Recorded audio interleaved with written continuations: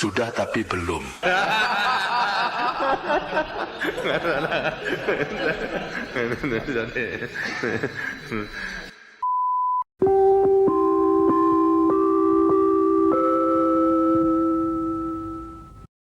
Halo, selamat pagi Purwantini. Bagaimana keadaan di sana?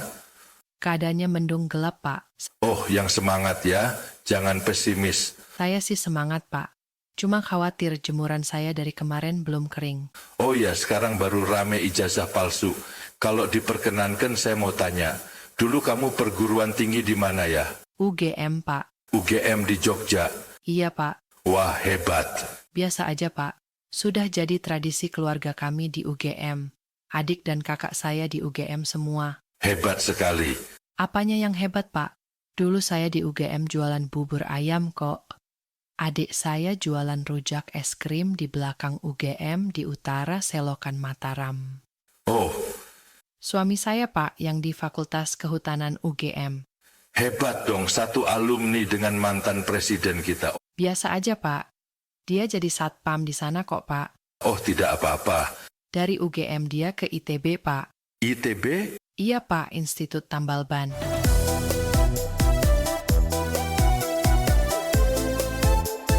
Di ITB kurang sukses, akhirnya dia ke ITS, Pak. ITS? Iya, Pak, Institut Tambah Stres. Jangan berkecil hati. Untuk jadi orang sukses tidak harus kuliah. Asal kerja keras, tekun dan berdedikasi, pasti kamu juga bisa sukses. Maaf, Pak Harto. Kalau Bapak dulu kuliah di mana ya? Saya berkarir di jalur militer, tapi saya ketemu Ibu Tin di IPB. IPB ya, Pak. Ya, betul sekali. Saya dan Ibu Tin bertemu di Institut Pernikahan Bahagia.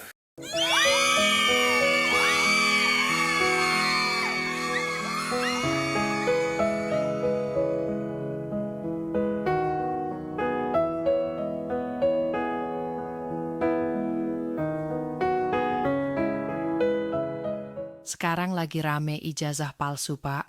Menurut Pak Harto bagaimana? Masalah ini memang lagi rame diperbincangkan. Sedikit banyak juga menyita perhatian publik, cukup bikin gaduh juga. Republik ini punya masalah lain yang lebih besar dan lebih bermutu dibandingkan hanya mengurusi daripada ijazah palsu. Tapi kalau tidak diselesaikan dengan tuntas, akan terus menggantung dan menimbulkan kegaduhan, Pak. Maka daripada itu, ini adalah waktu yang tepat untuk menyelesaikan polemik daripada ijazah palsu ini sampai sejelas-jelasnya bahwa itu asli atau palsu, karena publik juga menunggu. Benar sekali, Pak. Apalagi buat kami kaum wanita. Kami lebih suka kepastian, bukan gombalan. Sebenarnya kedua pihak yang berpolemik itu bisa duduk bareng untuk menyelesaikan daripada masalah ini. Sepertinya mereka menyelesaikannya secara hukum, Pak. Ya tidak apa-apa, yang penting terbukti asli atau palsu. Di zamanku dulu, gelar sarjana, master atau profesor itu merupakan pencapaian dari ketekunan dan kerja keras. Harus menyelesaikan kuliah, lulus ujian skripsi, tesis, atau disertasi, baru dapat gelar. Sekarang orang bisa beli ijazah, asal punya uang. Makanya menteri-menteri zaman Bapak orang pinter semua ya, Pak. Dulu saya mengirimkan daripada Pak Habibie untuk belajar ke Jerman. Setelah pinter saya panggil pulang untuk menyumbangkan daripada ilmu dan pikirannya untuk Republik ini. Pada tahun 1985 kita sudah bisa membuat daripada pesawat sendiri, yaitu CN235, dan dibeli oleh negara lain juga. Sekarang bikin mobil aja nggak jelas wujudnya, padahal katanya sudah banyak yang pesan toh. Sekarang biaya kuliah juga mahal, Pak. Zamanku dulu, biaya kuliah di PTN juga murah. Tapi untuk dapat diterima harus lolos seleksi yang ketat lewat Sipenmaru atau UMPTN. Makanya lulusan PTN zaman dulu berkualitas.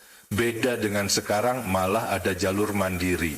Bisa kuliah di PTN asal bisa bayar mahal. Iya, Pak. Dengar-dengar bisa sampai ratusan juta bahkan miliaran untuk diterima jalur mandiri di Fakultas Kedokteran. Saya rasa ini kok jadi perguruan tinggi negeri rasa swasta.